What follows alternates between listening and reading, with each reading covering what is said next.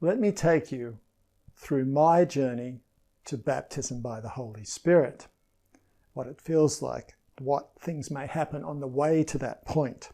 Other mystics call it union with the One, the divine marriage. The universal Christic Gnostic movement called it Christification. Union with the Lord of Love is from the Upanishads, the ancient Indian text, but John the Baptist and Jesus called it baptism by the Holy Spirit. So I was doing a tremendous amount of inner processes, very powerful breath work. I'd done a past life regression course. I was doing dream work, and I spent basically half of 1991 in what was then the Living Waters Centre in the Blue Mountains to the west of Sydney. I was there for 4 weeks as an intensive. Then I did the training of 10 weeks, and then I did the advanced training. And that was to train you to be able to do these techniques professionally. But I think virtually everybody was there just really to work on themselves and own inner healing and inner path. So I was there in 1991 as a trainee. And very early on, I kept having these visions of Jesus. Many, many visions of Jesus. And Jesus would embrace me, and Jesus would be on a path. And one vision of him, unbelievably big, where he was standing on the world, and the top of Mount Kosciuszko, Mount Everest, would come to his ankle, right? That big, that huge. So many, many, and visions of him on the cross. And at one stage I started to have this phrase going through my head, Eli, Eli, lama sabachthani, Eli, Eli, lama sabachthani, just, and that's the phrase that Jesus cried out in despair on the cross just before he died. It's recorded in Aramaic in the Gospel of Mark, which is otherwise, most of it, almost all of it's in Greek. But he felt moved to record this phrase in the original Aramaic.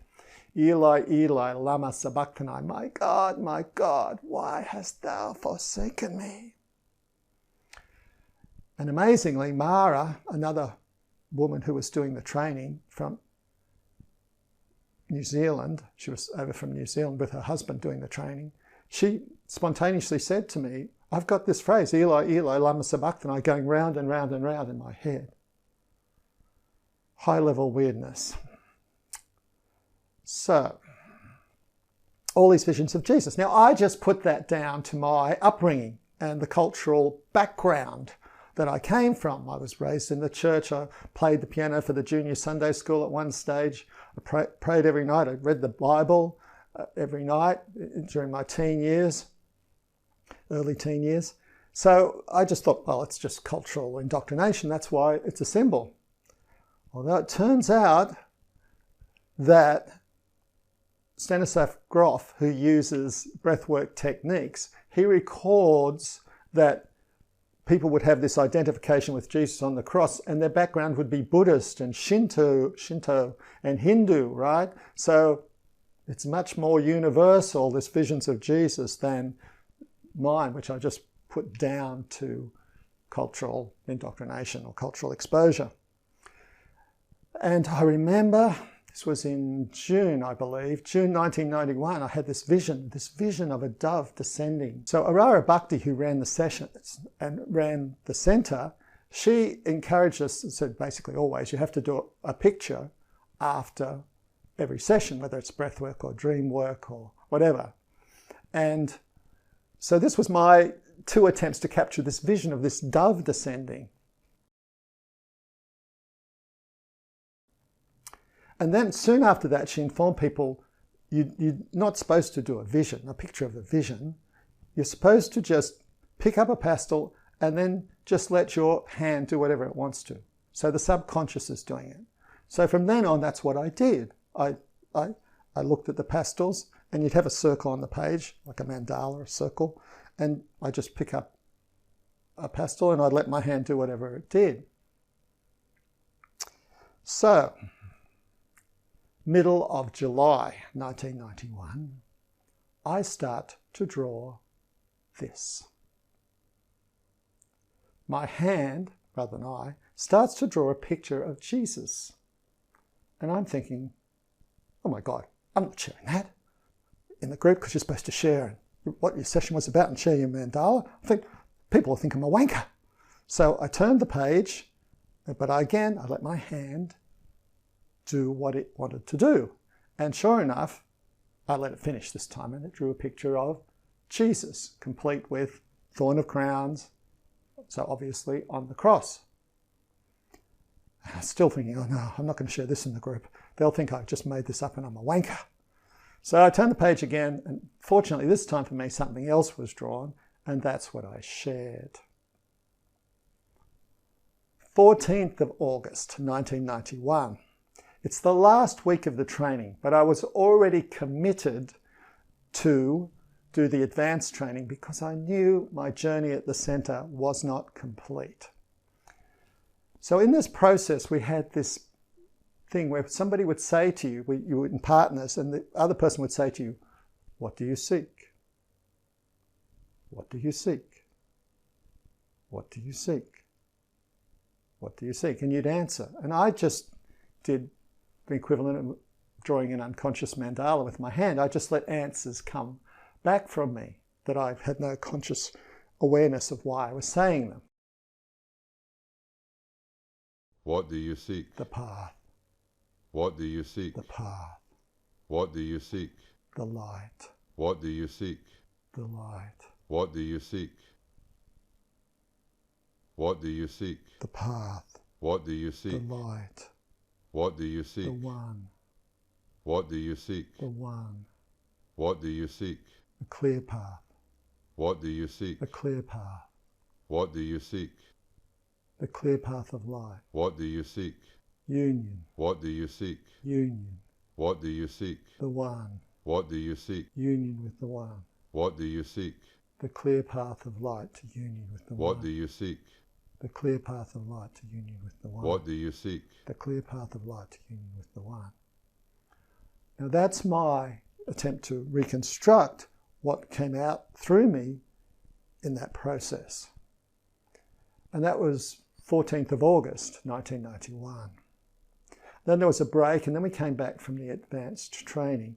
Now as I'm saying this clear path of light to union with the one, I didn't know what it meant. That's just what came out of me, right?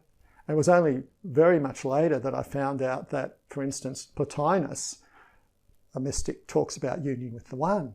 That's how he describes baptism by the Holy Spirit. But I had no idea of this. These words were coming out. So, October 24th, the 4th week of the training.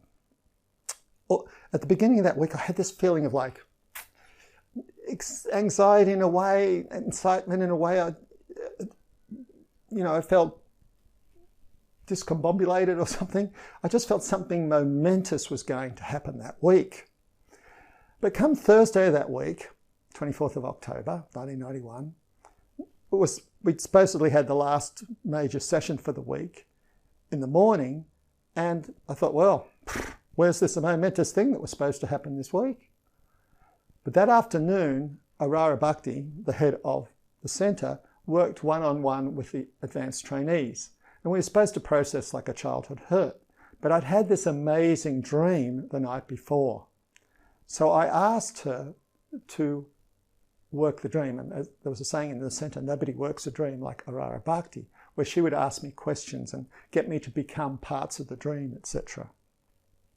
So the dream was very intense, and it haunted me through the day, although it didn't disturb me so much when I had the dream, but during the day it kept coming back at me. And the dream was this: I was in a factory, a huge factory, huge, big factory, and there was a skylight with light coming down, right? And I walked through the factory and I stepped on something that pierced my foot. These huge nails sort of pierced my foot, and I had to take them out of my foot. And to take them out of my foot, I had to step on the other foot. And so and then there was this gunk in my foot with a little plastic baby in it. And so I asked Arara to work the dream. And she got me, for instance, to become the baby and take the baby out and wash it down, and this baby grew and grew and grew. And I stepped into the light that was coming down through the skylight in the top of the factory.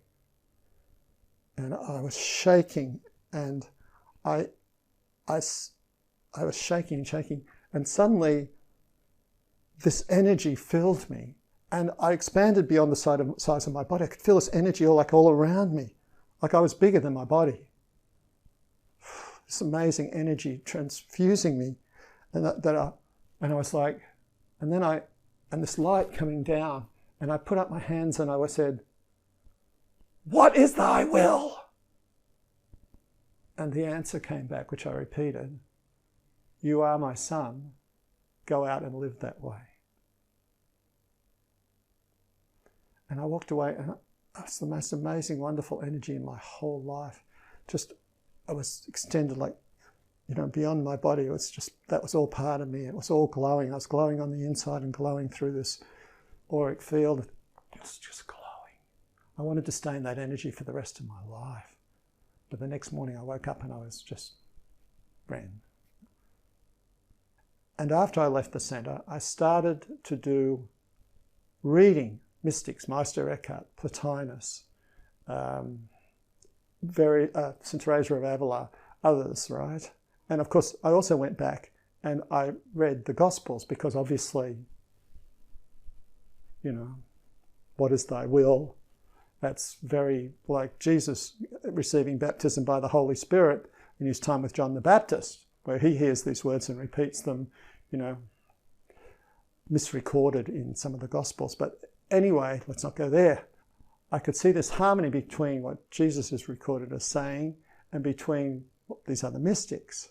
And so I started to realize that this was something that other people had experienced, and it was this amazingly powerful thing. So this thing is possible, this union with the One, baptism by the Holy Spirit, it happens. Now, I encourage you to go to thejesuscode.com and think about and purchase the two books on the journey of Jesus, the Jesus Code and the Crucifixion Code, and really get to know and understand the historical Jesus and what he actually taught. The Christian journey is supposed to be about journey to baptism by the Holy Spirit.